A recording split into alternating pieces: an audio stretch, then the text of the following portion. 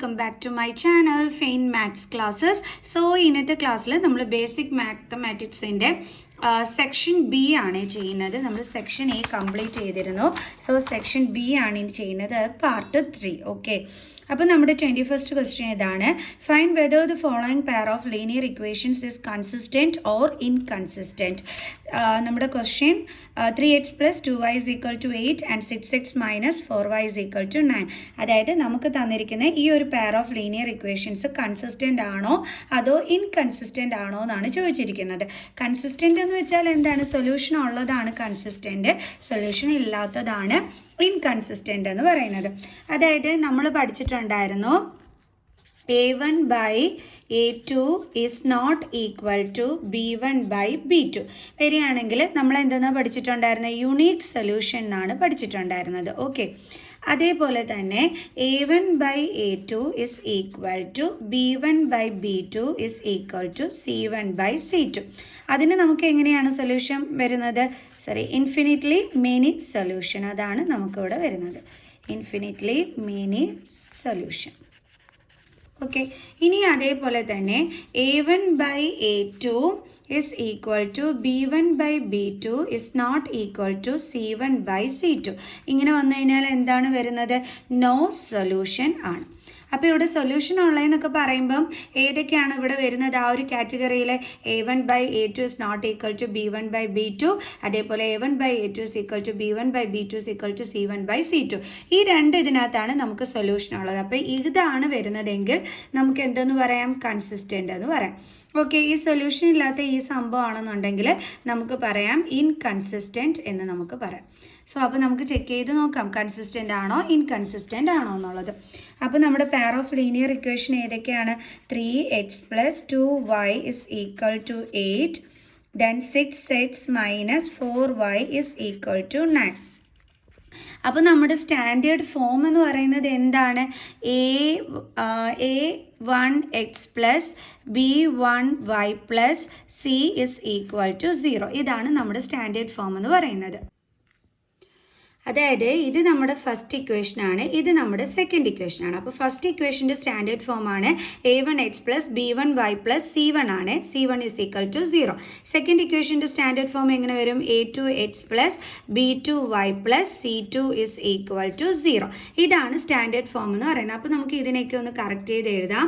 അതായത് 3x + 2y, നമ്മുടെ 8നെ നമ്മൾ എങ്ങോട്ട് കൊണ്ടുവരണം? ഇവിടെ കൊണ്ടുവരണം. അപ്പോൾ +8 ഇപ്പുറം വരുമ്പോൾ എന്താകും? -8 is equal to 0. ഇപ്പോൾ കറക്റ്റ് ഇതേപോലെ തന്നെ ആയല്ലോ. അതേപോലെ സെക്കൻഡ് ഇക്വേഷനെ നമുക്ക് അങ്ങനെ തന്നെ എഴുതാം. 6x - 4y + 9 ഇപ്പുറം വരുമ്പോൾ എന്താകും? -9 is equal to 0. ഇപ്പോൾ നമുക്ക് കറക്റ്റായിട്ട് നമ്മുടെ ഫസ്റ്റ് ഇക്വേഷനും സെക്കൻഡ് ഇക്വേഷനും ഇതേപോലെ ആക്കി എഴുതി. ഇനി ഇതിൽ നിന്ന് നമുക്ക് A1 A2 അതേപോലെ B1 B2 ഒക്കെ എടുത്ത് എഴുതാം. A1 എന്ന് പറയുമ്പോൾ ഇതിനകത്ത് എന്താ വരുന്നത്? 3 അല്ലേ? അതേപോലെ B1 എന്ന് പറയുമ്പോൾ വൈയുടെ ഫസ്റ്റ് ഇക്വേഷനിൽ വൈയുടെ കോഫിഷ്യൻ്റ് ആണ് B1. അതായത് ഇവിടെ ഫസ്റ്റ് ഇക്വേഷൻ എന്ന് പറയുമ്പോൾ ഇതാണ്, അവിടെ വൈയുടെ കോഫിഷ്യൻ്റ് എന്താണ്? 2. ഓക്കെ, ദെൻ C1 എന്ന് പറയുമ്പോൾ ഫസ്റ്റ് ഇക്വേഷനിലെ കോൺസ്റ്റൻറ്റ് ടേം അതെന്താണ്? ഓർക്കുക, നെഗറ്റീവ് സൈൻ ഉൾപ്പെടെ വേണം നമ്മൾ എടുത്ത് എഴുതാൻ. അപ്പോൾ എന്ത് കിട്ടും? -8. Then A2 is equal to എന്ന് പറയുമ്പോൾ സെക്കൻഡ് ഇക്വേഷനിലെ എക്സിൻ്റെ കോഫിഷ്യൻ്റ് എന്താണ്? 6. Then B2 is equal to എന്താണ്? വൈയുടെ കോഫിഷ്യൻറ്റ് സൈൻ ഉൾപ്പെടെ വേണം എഴുതാൻ, -4. C2 is equal to ഇവിടെ എന്താ കിടക്കുന്നത്? -9. സോ ഇനി നമുക്ക് നേരത്തെ നമ്മൾ പറഞ്ഞില്ലേ ഇതാ ഈ ഒരു സംഭവം കണ്ടോ? അപ്പോൾ ഇതിൽ മൂന്നിലും ഏതാണ് വരുന്നതെന്നുള്ളതാണ് ഇനി നമ്മൾ എന്ത് ചെയ്യാൻ പോണത്? ചെക്ക് ചെയ്യാനായിട്ട് പോണത്. അപ്പോൾ നമുക്ക് ചെക്ക് ചെയ്യാം. സോ A1/A2 നമുക്ക് കണ്ടുപിടിക്കാം. A1 എന്ന് പറയുന്നത് 3 ആണ്, A2 എന്ന് പറയുന്നത് 6 ആണ്. കട്ട് ചെയ്യുമ്പോൾ നമുക്ക് എന്ത് കിട്ടും? 1/2. ഓക്കെ, ദെൻ അടുത്തത് B1/B2 is equal to B1 എന്താണ്? 2/B2 എന്താണ്? -4. കട്ട് ചെയ്യുമ്പോൾ നമുക്ക് എന്ത് കിട്ടും? 1/2. അതായത് ഇവിടെ നെഗറ്റീവ് സൈൻ ഉണ്ട്, അപ്പോൾ -1/2 എന്നാണ് കിട്ടുന്നത്. സോ ഇത് രണ്ടും അപ്പോൾ ഈക്വൽ ആണോ? അല്ല. അപ്പോൾ നമുക്ക് കിട്ടിയത് A1/A2 is not equal to B1/B2 ആണ്. അപ്പോൾ തുടക്കത്തിലേ നമ്മൾ പറഞ്ഞിരുന്നു അങ്ങനെയാണ് വരുന്നതെങ്കിൽ അവിടെ എന്ത് സൊല്യൂഷൻ ആയിരിക്കും വരുന്നത്? Unique solution. അപ്പോൾ സൊല്യൂഷൻ ഉള്ളത് എന്താണെന്ന് പറഞ്ഞിരുന്നു? നമ്മൾ കൺസിസ്റ്റൻ്റ് ആണെന്ന് പറഞ്ഞിരുന്നു. അപ്പോൾ നമുക്ക് പറയാം therefore it is consistent. Okay. അടുത്ത 22nd question. In the given figure, if ABCD is a trapezium in which AB parallel to CD parallel to EF, then prove that AE by ED is equal to BF by FC. അതായത് നമ്മളെടുത്ത് പറഞ്ഞിരിക്കുന്നത് ഈ A B C D എന്താണ്, ഒരു trapezium ആണെന്ന് ഇവിടെ നമ്മളെടുത്ത് പറഞ്ഞിട്ടുണ്ട്. അതേപോലെ എ ബി എന്തിന് പാരലലാണ്, സി ഡിക്ക് പാരലലാണ്. അതേപോലെ തന്നെ ഇ എഫും എന്താണ്, പാരലലാണ്. ഓക്കെ, ഇനി നമ്മളോട് പ്രൂവ് ചെയ്യാൻ പറഞ്ഞിരിക്കുന്നത് A E by E D is equal to B F by F C എന്നാണ് പ്രൂവ് ചെയ്യാനായിട്ട് പറഞ്ഞിരിക്കുന്നത്. അതായത് A E by E D, A E by E D is equal to B F by F C. ഇതാണ് prove ചെയ്യാൻ പറഞ്ഞിരിക്കുന്നത്. എങ്ങനെ prove ചെയ്യും നമ്മളിവിടെ ബേസിക് പ്രൊപ്പോർഷണാലിറ്റി തിയറം യൂസ് ചെയ്തിട്ടായിരിക്കും ഇവിടെ പ്രൂവ് ചെയ്യുന്നത്. അപ്പം ബേസിക് പ്രൊപ്പോർഷണാലിറ്റി തിയറം യൂസ് ചെയ്യണമെന്നുണ്ടെങ്കിൽ നമുക്ക് എന്ത് വേണം, ട്രയാങ്കിൾ വേണം. അപ്പോൾ നമ്മൾ എന്ത് ചെയ്യണം, ഈ ബി ഡി ഉണ്ടല്ലോ അത് നമ്മൾ ജോയിൻ ചെയ്യണം. Okay, join B to D, അതാണ് നമ്മൾ ആദ്യം നടത്തുന്ന കൺസ്ട്രക്ഷൻ എന്ന് പറയുന്നത്. ഓക്കെ, ഇതാണല്ലോ നമ്മുടെ ഫിഗർ എന്ന് പറയുന്നത്. അപ്പം നമ്മൾ ആദ്യം നടത്തുന്ന കൺസ്ട്രക്ഷൻ എടുത്ത് എഴുതാം. കൺസ്ട്രക്ഷൻ, ഓക്കെ, ഇവിടെ ചെയ്യണ്ടേ construction join B to D. അതായത് ഇത് തമ്മിൽ നമ്മൾ എന്ത് ചെയ്യുന്നു, ജോയിൻ ചെയ്യുന്നു. ഓക്കെ, ഇത് തമ്മിലാണ് നമ്മൾ ജോയിൻ ചെയ്യുന്നത്. അപ്പോൾ നമുക്ക് എന്ത് കിട്ടും, ഇവിടെ ഒരു പോയിന്റ് കിട്ടും. അതിന് നമുക്ക് എന്തെന്ന് പേര് കൊടുക്കാം, ജി എന്ന് നമുക്ക് പേര് കൊടുക്കാം. ഓക്കെ, അപ്പോൾ ഇവിടെ ഇനി നമ്മൾ എന്താ ചെയ്യാൻ പോകണമെന്ന് വെച്ചാൽ, ഇപ്പം നമുക്ക് ട്രയാങ്കിൾ കിട്ടിയല്ലേ. അപ്പോൾ നമുക്ക് പറയാം in triangle A D B എന്താണെന്ന് നമുക്ക് പറയാൻ പറ്റും. ഈ നമുക്കറിയാമല്ലോ ഇ എഫ് എന്തിന് പാരലലാണ്, എ ബിക്ക് പാരലലാണെന്ന് തന്നിട്ടുണ്ട്. അങ്ങനെയെങ്കിൽ അതിലെ പാർട്ടായ, അതായത് ഇ എഫ് ലൈനിൻ്റെ പാർട്ടാണ് എന്തെന്ന് പറയുന്നത്, ഇ ജി എന്ന് പറയുന്നത്. അപ്പോൾ ഈ പാർട്ടായ ഇ ജിയും എന്തിന് പാരലലായിരിക്കും, നമ്മുടെ എ ബിക്ക് പാരലലായിരിക്കും. അതാണ് നമ്മളിനി അടുത്ത സ്റ്റെപ്പിലായിട്ട് എഴുതാനായിട്ട് പോണത്. ഓക്കെ, അപ്പോൾ നമുക്ക് എഴുതാം in triangle D A B എന്താണെന്ന് എഴുതാം.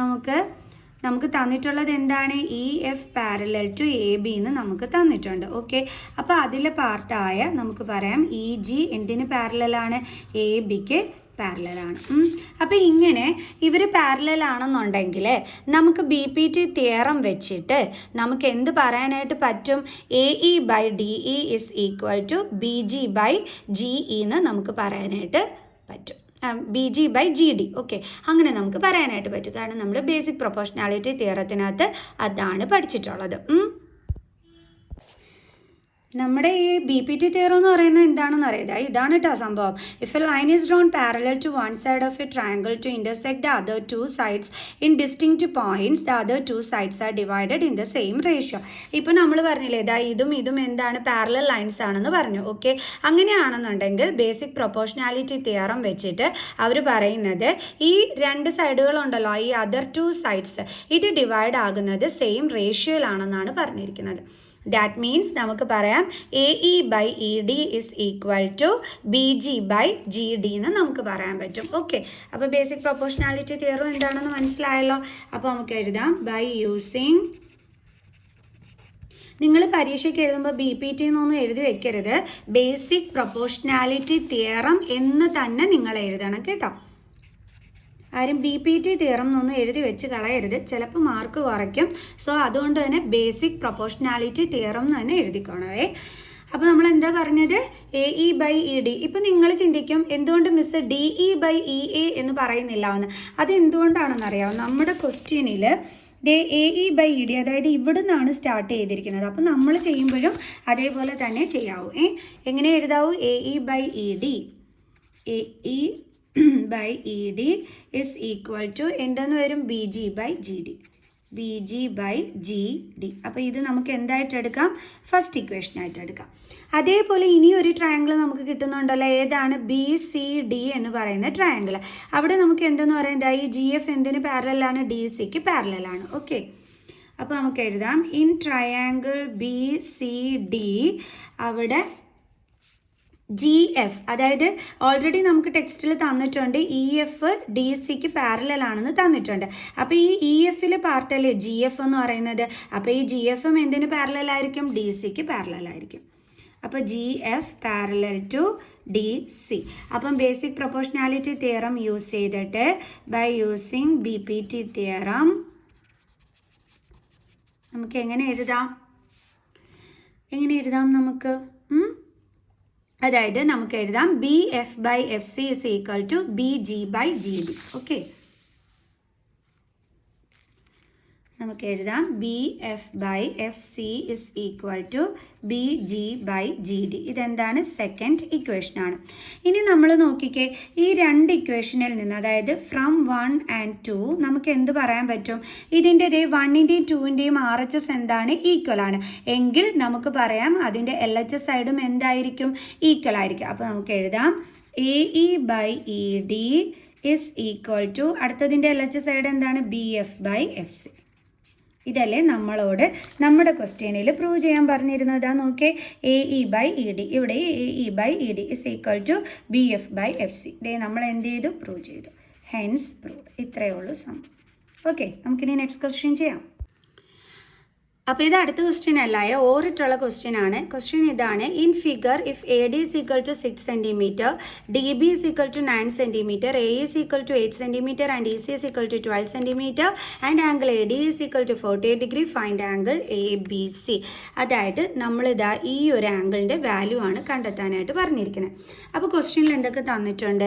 AD 6 cm ആണെന്ന് തന്നിട്ടുണ്ട്, AD 6 ആണെന്ന് തന്നിട്ടുണ്ട്, DB 9 ആണെന്ന് തന്നിട്ടുണ്ട്, ദെൻ AE 8 എന്ന് തന്നിട്ടുണ്ട്, അതേപോലെ EC 12 എന്ന് തന്നിട്ടുണ്ട്. ഓക്കെ, അപ്പം നമുക്കൊന്ന് നോക്കാം ഇതിൻ്റെ റേഷ്യോസ് ഈക്വൽ ആണോ എന്ന് നമുക്ക് നോക്കാം. അതായത് AD/DB is equal to AE/EC ആണോ എന്ന് നമുക്കൊന്ന് നോക്കാം. അങ്ങനെ നമുക്ക് റേഷ്യോസ് ഈക്വൽ ആണ് എന്നുണ്ടെങ്കിൽ converse of BPT theorem use ചെയ്തിട്ട് നമുക്കിത് ചെയ്യാനായിട്ട് പറ്റും. സോ നമുക്ക് നോക്കാം. അപ്പോൾ AD എന്ന് പറയുമ്പോൾ എന്താണ്? 6/DB എന്ന് പറയുമ്പോൾ എന്താണ്? 9. അതായത് നമ്മളിപ്പോൾ കണ്ടെത്തുന്നത് AD/DB ആണ്. കട്ട് ചെയ്യുമ്പോൾ നമുക്ക് ഇതുപോലെ കിട്ടും 2/3. അടുത്തത് എന്താണ്? AE/EC is equal to, AE എന്ന് പറഞ്ഞാൽ 8 ആണ്, EC എന്ന് പറഞ്ഞാൽ 12 ആണ്. 8/12. 4 2s are 8, 6 2s are 12, then 2 2s are 4, 2 3s are 6. So എന്താ കിട്ടിയത്? 2/3. അപ്പം നമുക്ക് ഇവരുടെ റേഷ്യോസ് എന്താണെന്ന് കിട്ടി? ഈക്വൽ ആണെന്ന് കിട്ടി. ഈ റേഷ്യോസ് ഈക്വൽ ആണെന്നുണ്ടെങ്കിൽ കൺവേഴ്സ് ഓഫ് BPT തിയറം നമുക്ക് യൂസ് ചെയ്യാനായിട്ട് പറ്റും. By using converse of BPT theorem. എന്താ ഈ കൺവേഴ്സ് ഓഫ് BPT തിയറത്തിനകത്ത് പറയുന്നത്? അതായത് ഈ സൈഡ്സിൻ്റെ റേഷ്യോ ഈക്വൽ ആണ് എന്നുണ്ടെങ്കിൽ, ഓക്കെ, എന്താ പറയുന്നതെന്ന് അറിയാവോ? അതായത് നമ്മുടെ കൺവേഴ്സ് ഓഫ് BPT തിയറത്തിനകത്ത് പറയുന്നത് ഇത്രയേ ഉള്ളൂ എൻ്റെ മക്കൾസെ. If a line divides any two sides of a triangle in the same ratio then the line must be parallel to the third sides. അതായത് ഈ ലൈൻ നമ്മുടെ ഈ ട്രയാങ്കിളിൻ്റെ മറ്റു രണ്ട് സൈഡുകളെ സെയിം റേഷ്യോയിലാണ് ഡിവൈഡ് ചെയ്യുന്നതെങ്കിൽ ആ ലൈൻ എന്തിന് പാരലൽ ആയിരിക്കും? അതിൻ്റെ മൂന്നാമത്തെ സൈഡിന് പാരലൽ ആയിരിക്കും എന്നാണ് കൺവേഴ്സ് ഓഫ് BPT തിയറത്തിനകത്ത് പറയുന്നത്. മനസ്സിലായ എൻ്റെ മക്കൾസിന്? അതായത് DE എന്ന് പറയുന്ന ലൈൻ നമ്മുടെ ഈ ട്രയാങ്കിളിൻ്റെ AB അതേപോലെ AC സൈഡുകളെ സെയിം റേഷ്യോയിലാണ് ഡിവൈഡ് ചെയ്യുന്നതെങ്കിൽ, സെയിം റേഷ്യോയിലാണല്ലോ ഡിവൈഡ് ചെയ്തിരിക്കുന്നത്, അങ്ങനെയെങ്കിൽ കൺവേഴ്സ് ഓഫ് BPT തിയറം വെച്ചിട്ട് എന്താണ് നമ്മൾ പഠിക്കുന്നത്? ഈ ഒരു ലൈന് നമ്മുടെ മൂന്നാമത്തെ സൈഡായ BCക്ക് പാരലൽ ആയിരിക്കും. ഓക്കെ, അപ്പോൾ നമുക്ക് എഴുതാം DE parallel to BC. Okay, ഇങ്ങനെ നമുക്ക് പാരലൽ ആണെന്ന് കിട്ടിക്കഴിഞ്ഞ് കഴിഞ്ഞാൽ, അപ്പോൾ ഇതും എന്താണ്? പാരലൽ ലൈനുകളാണ്. അപ്പോൾ നമ്മൾ ഇതും പാരലൽ ലൈനാണ്, അതിനെ ടച്ച് ചെയ്യുന്ന ട്രാൻസ്വേഴ്സൽ ലൈനാണ് ഇതെങ്കിൽ ഇതും അതായത് ഇതാണ് അതിനെ ടച്ച് ചെയ്യുന്ന ട്രാൻസ്വേഴ്സൽ ലൈൻ AB. ഓക്കെ, അങ്ങനെയാണെന്നുണ്ടെങ്കിൽ ഇതും എന്ത് ടൈപ്പ് ഓഫ് ആംഗിൾസ് ആണ്? കറസ്പോണ്ടിങ് ആംഗിൾസ് ആണ് അല്ലേ? അപ്പോൾ കറസ്പോണ്ടിങ് ആംഗിൾസിൻ്റെ വാല്യൂ എന്താണ്? ഈക്വൽ ആണ് അല്ലേ? അങ്ങനെയെങ്കിൽ ഇതും എത്ര തന്നെയായിരിക്കും വരുന്നത്? 48 ഡിഗ്രി. എത്രയേ ഉള്ളൂ കാര്യം. അപ്പോൾ നമുക്ക് എഴുതാം angle ADE is equal to എന്താണ്? Angle ABC. ഓക്കെ, അപ്പോൾ നമുക്ക് എഴുതാം angle ADE is equal to angle ABC. Reason എന്താണ്? Corresponding angles. ഓക്കെ, അപ്പോൾ നമുക്ക് പറയാം therefore angle A B C is equal to എത്രയാണ് 48 ഡിഗ്രി. ഓക്കെ, കാരണം ഈ ലൈനും എന്താണ് പാരലൽ ലൈൻസ് ആണ്. അപ്പോൾ അതിനെ ടച്ച് ചെയ്ത് വരുന്ന ട്രാൻസ്വേഴ്സൽ ലൈൻ ഇതാണ് എങ്കിൽ ഇതും എന്താണ് കറസ്പോണ്ടിങ് ആംഗിൾസ് ആണ്, അവരുടെ വാല്യൂ ഈക്വൽ ആണ്. അപ്പോൾ ഇത് 48 ആണെങ്കിൽ ഇതും എന്ത് തന്നെയാണ് 48 ആണ്. ക്ലിയർ? അപ്പോൾ ഇനി നമുക്ക് നെക്സ്റ്റ് ക്വസ്റ്റ്യൻ ചെയ്യാം. ഇനിയാണ് നമ്മുടെ 23rd ക്വസ്റ്റ്യൻ വരുന്നത്. ഇതിപ്പോൾ ഓർട്ടുള്ള ക്വസ്റ്റ്യൻ ആയിരുന്നു. 23rd ക്വസ്റ്റ്യൻ ഇതാണ്. The length of a tangent from a point A at a distance 5 cm from the centre of the circle is 4 cm. Find the radius of the circle. അപ്പോൾ നമ്മളെടുത്ത് പറഞ്ഞിരിക്കുന്നത് ഒരു സർക്കിളുണ്ട്. Okay, അതിൻ്റെ സെൻറ്ററിൽ നിന്നും, centre ഇപ്പോൾ O ആണെങ്കിൽ പുറത്തൊരു പോയിൻ്റ് ഉണ്ട് എ. അത് എത്ര ഡിസ്റ്റൻസിലാണെന്നാണ് പറഞ്ഞിരിക്കുന്നത്? 5 cm ഡിസ്റ്റൻസിലാണെന്നാണ് പറഞ്ഞിരിക്കുന്നത്. ഓക്കെ, പിന്നെ എന്ത് പറഞ്ഞിട്ടുണ്ട്? The length of the tangent, ആ ടാൻജൻറ്റിൻ്റെ, അതായത് നമ്മുടെ സർക്കിളിലേക്കുള്ള ടാൻജൻറ്റിൻ്റെ ലെങ്ത് 4 cm ആണെന്നും പറഞ്ഞിട്ടുണ്ട്. അതായത് ഇത്രയേ ഉള്ളൂ മക്കൾസേ. The length of a tangent from a point A at a distance 5 cm from the centre of the circle is 4 cm. അതായത് ഈ പോയിന്റ് എയിൽ നിന്നും സർക്കിളിൻ്റെ സെൻറ്ററിലേക്കുള്ള ഡിസ്റ്റൻസ് 5 cm ആണ്. അതേപോലെ തന്നെ പോയിന്റ് എയിൽ നിന്നും നമ്മുടെ സർക്കിളിലേക്കുള്ള ടാൻജൻറ്റിൻ്റെ ലെങ്ത്, ഇതിപ്പം സെൻറ്ററിൽ നിന്നും പോയിന്റിലേക്കുള്ള ഡിസ്റ്റൻസ് മിസ് മാർക്ക് ചെയ്തു. ഇനി എന്ത് പറഞ്ഞിട്ടുണ്ട്? ഈ പോയിന്റിൽ നിന്നും നമ്മുടെ സർക്കിളിലേക്കുള്ള ടാൻജൻറ്റിൻ്റെ ലെങ്ത് എന്ന് പറയുമ്പോൾ ഇതെന്താണ്? നമ്മുടെ ടാൻജൻറ്റ് ലൈനാണ്. സോ അപ്പോൾ നമുക്ക് കോണ്ടാക്ട് ചെയ്യുന്നിടത്ത് നമുക്ക് എന്തെന്ന് കൊടുക്കാം? ബി എന്ന് പേര് കൊടുക്കാം. ഈ ഒരു ലെങ്ത് നമുക്ക് തന്നിരിക്കുന്നത് എത്രയാണ്? 4 cm. ഇനി നമ്മളോട് എന്ത് കണ്ടുപിടിക്കാനാണ് പറഞ്ഞിരിക്കുന്നത്? Find radius of the circle.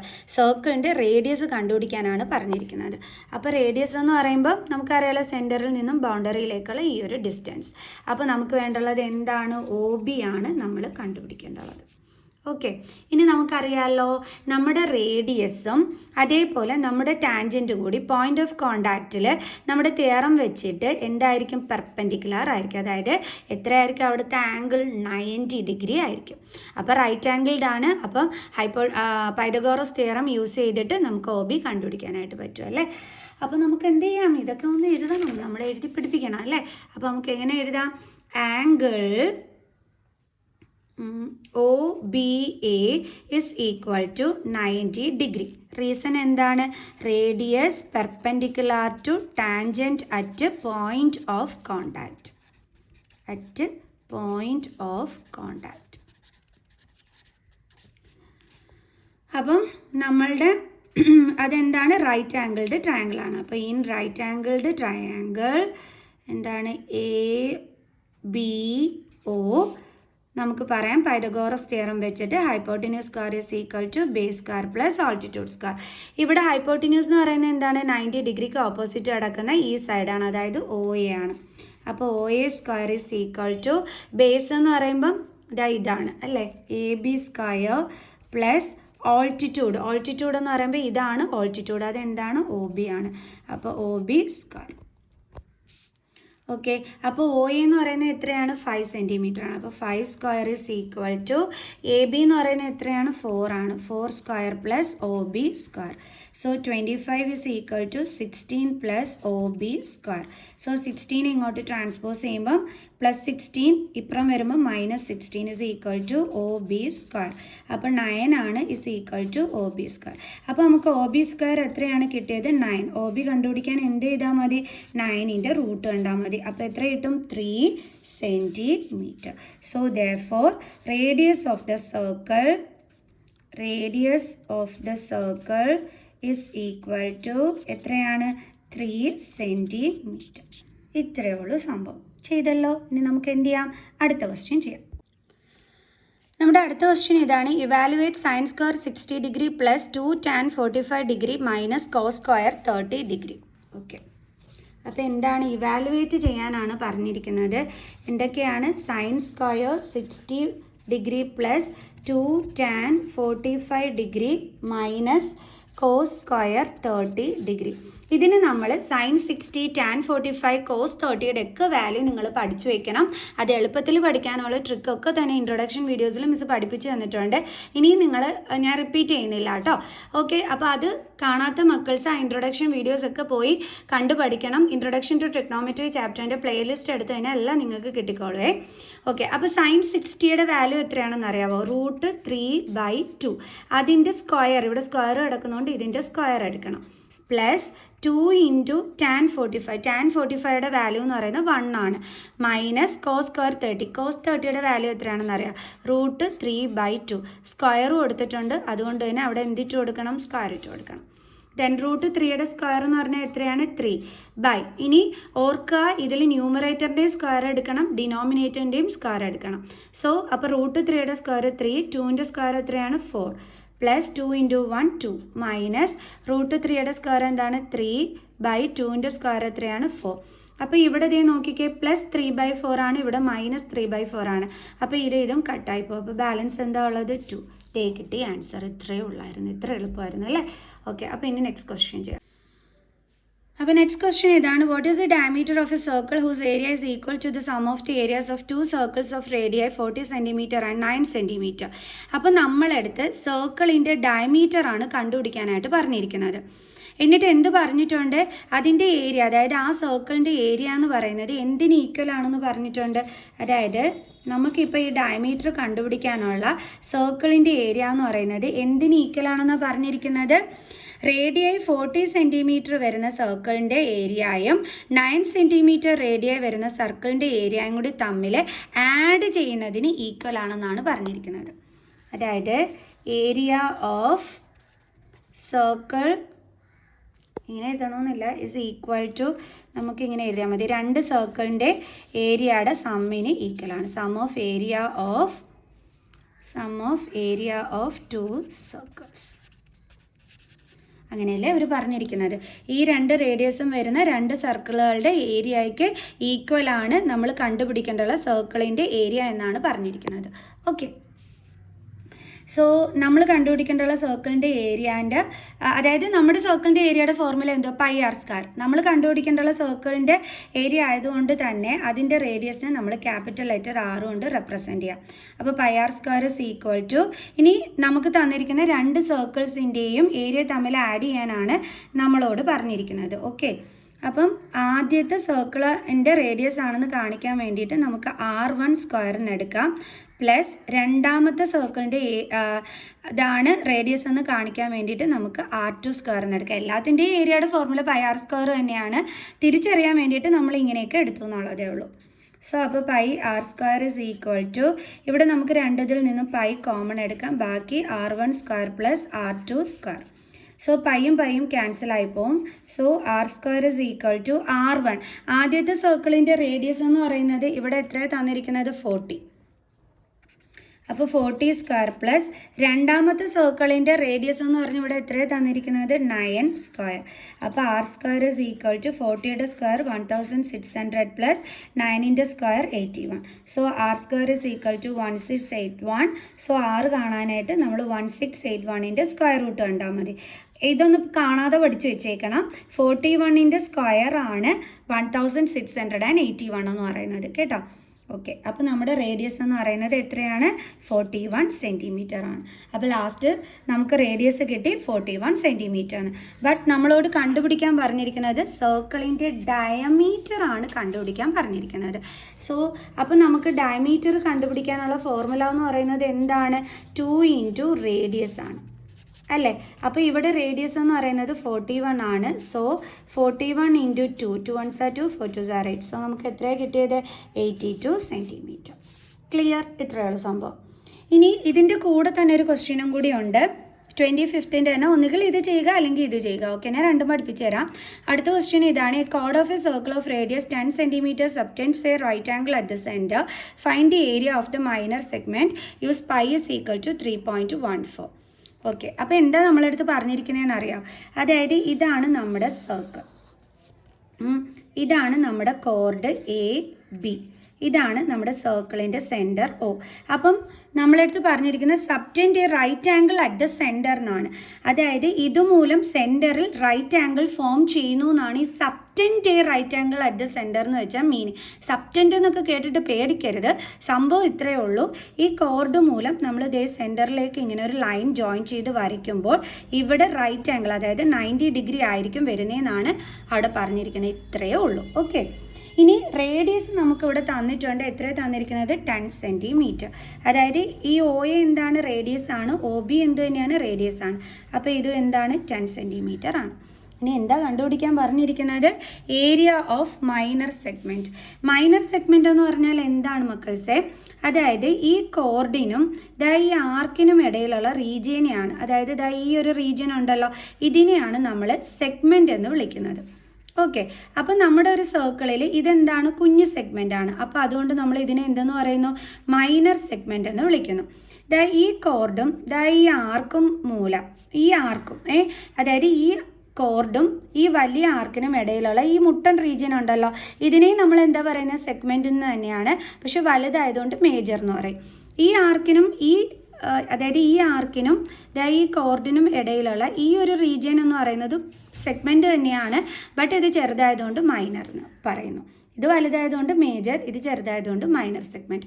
അപ്പോൾ ഈ മൈനർ സെഗ്മെൻറ്റിൻ്റെ ഏരിയ വേണം നമ്മൾ കണ്ടുപിടിക്കാൻ. എങ്ങനെ കണ്ടുപിടിക്കും എൻ്റെ മക്കൾസേ? അതായത് ഇതിപ്പോൾ നമ്മുടെ സർക്കിൾ, ഇത് നമ്മുടെ സർക്കിളിൻ്റെ സെൻറ്റർ. അവിടെ നിന്നും ഇങ്ങോട്ട്, അതായത് ABയിലോട്ട് നമുക്ക് എന്ത് പോയിട്ടുണ്ട്? ലൈൻ പോയിട്ടുണ്ട്. അങ്ങനെ ആകുമ്പോൾ ഈ റേഡിയസും അതേപോലെ തന്നെ ഈ ആർക്കിനും ഇടയിൽ ഈ ഒരു റീജിയൻ ഉണ്ടല്ലോ, കണ്ടോ? ഈ ഒരു റീജിയനെ നമ്മൾ വിളിക്കുന്ന പേരാണ് സെക്ടർ. ഓക്കെ, മനസ്സിലായോ? ഇൻ ബിറ്റ്വീൻ ദ റേഡിയായി ആൻഡ് ദ ആർക്കാണ് സെക്ടർ എന്ന് പറയുന്നത്. In between the chord and the ആർക്കാണ് സെഗ്മെൻ്റ് എന്ന് പറയുന്നത്. തിരിഞ്ഞു പോകരുത്. അപ്പം നമ്മളെടുത്ത് ഈ സെഗ്മെൻറ്റിൻ്റെ ഏരിയ കണ്ടുപിടിക്കാൻ പറഞ്ഞു കഴിഞ്ഞാൽ ഇവിടുത്തെ ഈ ഒരു എന്താ പറയണേ, അതായത് ഈ ഒരു ഇതില്ലേ നമ്മുടെ ഈ സെക്ടർ, ആ സെക്ടറിൻ്റെ ഏരിയയിൽ നിന്നും ഇവിടെ നമുക്ക് എന്ത് കൊടുത്തിട്ടുണ്ട്? ഒരു ട്രയാങ്കിൾ കൊടുത്തിട്ടുണ്ട്, കണ്ടോ? ഈ ട്രയാങ്കിളിൻ്റെ ഏരിയനെ മൈനസ് ചെയ്താൽ നമുക്ക് എന്ത് കിട്ടിക്കോളും? സെഗ്മെൻറ്റിൻ്റെ ഏരിയ കിട്ടിക്കോളും. മനസ്സിലായോ? അതായത് area of minor segment is equal to, എങ്ങനെ എഴുതാം നമുക്ക്? ഏരിയ ഓഫ്, അതായത് ഇപ്പോൾ ഈ കണ്ടോ, ഈ റേഡിയായും അതേപോലെ തന്നെ ഈ ആർക്കും ഇതിൻ്റെ ഇടയിലുള്ള ഈ ഒരു ഫുൾ റീജിയനെയാണ് നമ്മൾ എന്തെന്ന് പറയുന്നത്? സെക്ടർ എന്ന് പറയുന്നത്. അപ്പം ആ ഒരു ഫുൾ റീജിയനായ സെക്ടറിൻ്റെ ഏരിയയിൽ നിന്നും ആരെ മൈനസ് ചെയ്യണം? നമ്മുടെ ഈ AOB എന്ന് പറയുന്ന ആ ട്രയാങ്കിളിൻ്റെ ഏരിയനെ മൈനസ് ചെയ്യണം. Area of triangle AOB. അങ്ങനെ മൈനസ് ചെയ്യുമ്പം നമുക്ക് എന്ത് കിട്ടിക്കോളും? ഈ സെഗ്മെൻറ്റിൻ്റെ ഏരിയ നമുക്ക് കിട്ടിക്കോളും. ക്ലിയർ? അതായത് ഫുൾ റീജിയനിൽ നിന്നും ഈ ഇടയ്ക്ക് വന്നിരിക്കുന്ന ട്രയാങ്കിളിൻ്റെ ഏരിയനെ മൈനസ് ചെയ്താൽ മതി. സെക്ടറിൻ്റെ ഏരിയ കണ്ടുപിടിക്കാനുള്ള ഫോർമുല θ/360 ഇൻറ്റു πr² മൈനസ് ട്രയാങ്കിളാണ്, റൈറ്റ് ആംഗിൾഡ് ട്രയാങ്കിളാണ്. അതുകൊണ്ടുള്ള ഫോർമുല എന്താണ്? Half into base into height. Right angled ട്രയാങ്കിളിനാണ് നമ്മൾ ഏരിയ കണ്ടുപിടിക്കാൻ ഈ ഫോർമുല യൂസ് ചെയ്യുന്നത്. ഇവിടെ തീറ്റ എന്ന് പറയുന്നത് എത്രയാണ്? നമ്മുടെ ഈ ഒരു സർക്കിളിൻ്റെ എന്താണ് ഈ സെൻറ്ററിലേക്കുള്ള ഈ ഒരു ആംഗിൾ എത്രയാണെന്നായിരുന്നു നമ്മൾ എടുത്തിരുന്നത്? 90 ഡിഗ്രി അല്ലേ? ഓക്കെ, അപ്പോൾ നമുക്ക് തീറ്റ എത്രയാണ് അവിടെ? 90/360 ഇൻറ്റു പൈയുടെ വാല്യൂ 3.14 എടുക്കണമെന്ന് പ്രത്യേകം പറഞ്ഞിട്ടുണ്ട്. അതേ എടുക്കാൻ പാടുള്ളൂ. 6 എന്ന് പറയുമ്പോൾ റേഡിയസ് ഇവിടെ എന്താണ്? നമുക്ക് 10 അല്ലേ? സോ അപ്പോൾ നമുക്ക് എന്ത് എഴുതാം? ഇൻറ്റു 10. അപ്പോൾ r² ആണ്. അപ്പോൾ 2 ടൈംസ് എഴുതണം. മൈനസ് ഹാഫ് ഇൻറ്റു, ഇവിടെ റൈറ്റ് ആംഗിൾഡ് ട്രയാങ്കിളിനെ സംബന്ധിച്ചിടത്തോളം ബേസ് ഏതാണ്? OA ആണ്. അപ്പോൾ OA ഇൻറ്റു ഇവിടെ ഹൈറ്റ് എന്താണ്? OB ആണ്. OB. ഓക്കെ, അപ്പോൾ ഇതും കൂടി ക്യാൻസലായി പോകും. അപ്പോൾ നമുക്ക് ഇവിടെ 4 എന്ന് വരും. ഇതും കൂടി ക്യാൻസൽ ചെയ്യാൻ പറ്റും. 2ഉം 5ഉം ഇതും കൂടി ക്യാൻസൽ ചെയ്യാൻ പറ്റും. അപ്പോൾ അവിടെ 5 എന്ന് കിട്ടും. അപ്പോൾ 3.14 ഇൻറ്റു 5 ഇൻറ്റു 5 ചെയ്യുമ്പോൾ നമുക്ക് 78.5 എന്ന് കിട്ടും. മൈനസ് ഇവിടെ എന്താണ്? ഹാഫ് ഇൻറ്റു OAയും OBയുടെയും വാല്യൂ. OA എന്ന് പറഞ്ഞാൽ 10 ആണ്, OB എന്ന് പറഞ്ഞാലും 10 ആണ്. അപ്പോൾ ഇൻറ്റു 10 ഇൻറ്റു 10 സോ ഇതും ക്യാൻസലായി പോവും. പിന്നെ ഇതും ക്യാൻസലാകും. അതായത് 2ഉം 10ഉം കൂടി ക്യാൻസൽ ചെയ്യുമ്പോൾ 5. അയ്യോ തെറ്റിച്ചെഴുതി വെച്ചു. ഒരു മിനിറ്റ് മിസ് വെപ്രാളത്തിൽ എഴുതിയപ്പോൾ ആകെ കൊളാക്കി. ഓക്കെ വെയിറ്റ് നോക്കിക്കോ. ഇസ് ഈക്വൽ ടു നമുക്ക് 3.14 × 5 × 5 ചെയ്യുമ്പോൾ 78.5 കിട്ടും. മൈനസ് ഹാഫ് ഇൻറ്റു OAയും OB എന്താണ്, റേഡിയസ് ആണ് അല്ലേ. നോക്കിക്കേ, OA OB രണ്ടും എന്താണ്, 10 ആണ്. സോ അപ്പോൾ നമുക്ക് എഴുതാം ×10 × 10. സോ അപ്പോൾ 2 5s are 10. ഓക്കെ കറക്റ്റ് ആയിരുന്നു. എവിടെ തെറ്റിച്ചെന്ന് എനിക്ക് അറിയാൻ വയ്യ. ഓക്കെ മിസ് സ്പീഡിൽ ചെയ്തതാണ്, ആകെ കൊളായിപ്പോയി. ഇപ്പോൾ കറക്റ്റ് ആയല്ലോ. ഓക്കെ അപ്പോൾ നമുക്ക് എന്താ കിട്ടിയത്, 78.5 മൈനസ് 5 × 10 എത്രയാണ്, 50 ഇസ് ഈക്വൽ ടു. സ്പീഡിൽ ചെയ്യുന്ന വേറെ ഒന്നും കണ്ടല്ല കേട്ടോ, മിസ്സിന് ട്യൂഷൻ്റെ ടൈമായി. അയ്യോ അപ്പോൾ പെട്ടെന്ന് തീർക്കാൻ വേണ്ടിയിട്ട് ചെയ്തത്, അപ്പോൾ ആകെ കൊളാക്കി വെച്ചു. ഓക്കെ അപ്പോൾ ഇവിടെ നോക്കിക്കോ, മൈനസ് ചെയ്യുന്നത് എങ്ങനെയാണെന്ന് പറഞ്ഞു കഴിഞ്ഞാൽ ഇവിടെ 78.5 എഴുതി, ഇവിടെ 50 എന്ന് പറഞ്ഞാൽ പോയിൻ്റ് ഇല്ല. ഓക്കെ പോയിൻ്റ് ഇല്ലെങ്കിൽ അതിൻ്റെ അർത്ഥം ആ 50 കഴിഞ്ഞിട്ട് ഇതേപോലെ പോയിൻ്റ് ഉണ്ടെന്നാണ്. അപ്പോൾ ഇതേപോലെ വേണം എഴുതി മൈനസ് ചെയ്യാൻ. അപ്പോൾ 0.8 then 2. അപ്പോൾ നമുക്ക് എത്രയായി, 28.5 ആണ് നമുക്ക് കിട്ടിയത്. ഇവിടെ എല്ലാം കൊടുത്തിരിക്കുന്നത് സെൻറ്റിമീറ്ററിലാണ്. സോ അപ്പോൾ നമുക്ക് ഏരിയ ആണ് കണ്ടുപിടിച്ചത്. So centimetre square. അപ്പോൾ area of the minor segment എന്ന് പറഞ്ഞിട്ട് നമുക്ക് കിട്ടിയത് എന്താണ്, minor segment is equal to 28.5 centimetre square. Okay എല്ലാവർക്കും മനസ്സിലായോ? അപ്പോൾ നമുക്ക് വീഡിയോ വൈൻഡ് അപ്പ് ചെയ്യാവേ, മിസ്സിന് ട്യൂഷൻ്റെ ഒക്കെ ടൈമായി. സോ അപ്പോൾ നമുക്ക് ഇവിടെ വെച്ച് വീഡിയോ വൈൻഡ് അപ്പ് ചെയ്യാം. സോ ഇഷ്ടപ്പെട്ടിട്ടുണ്ടെങ്കിൽ സബ്സ്ക്രൈബ് ചെയ്യാനും കമൻറ്റ് ചെയ്യാനും ലൈക്ക് ചെയ്യാനും ഒന്നും മറന്നു പോകരുത്. സോ നെക്സ്റ്റ് വീഡിയോ ആയിട്ട് കാണുന്നത് വരെ ബൈ ബൈ.